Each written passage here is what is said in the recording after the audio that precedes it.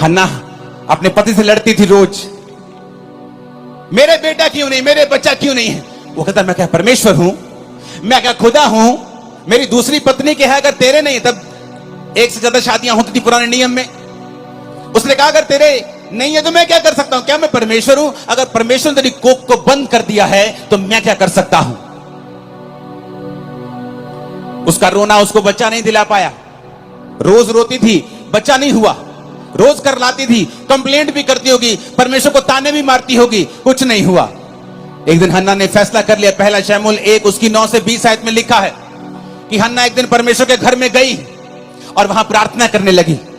और प्रार्थना कैसी की, दिल से, टूटे हुए मन के साथ, क्योंकि वचन कहता है वो टूटे और पिसे हुए दिल को कभी तुच्छ नहीं जानता। उसने परमेश्वर से प्रार्थना की कि परमेश्वर अगर तू अपनी दासी के दुख की ओर दृष्टि करे और मेरे को बेटा दे तो मैं तेरे भवन में वो बेटा तेरी सेवा के लिए दे दूंगी।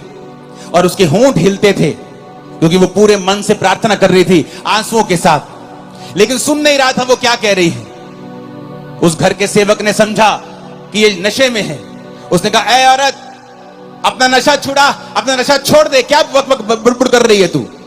उसने कहा मैं नशे में नहीं आई हूं प्रभु के दास, मैंने जो कुछ भी अब परमेश्वर को कहा है बहुत ही शोकित और कुड़ाई जाने के कारण कहा है।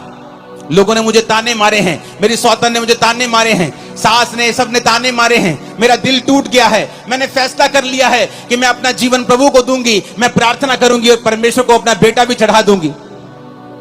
आपका एक फैसला प्रार्थना करने का, आपका एक फैसला सेवा करने का, आपका एक फैसला पवित्रताई में चलने का आपकी पूरी लाइफ की बेइज्जती को बड़ी इज्जत में चेंज कर देगा। मैं भविष्यवाणी कर रहा हूं, आपकी सेवकाई को पूरी तरह से बदल देगा। मैं भविष्यवाणी कर रहा हूं, आपके बच्चों की लाइफ को पूरी तरह से बदल देगा। मैं भविष्यवाणी कर रहा हूं। आमीन। ऊंचाई आशीष आपकी है चर्च।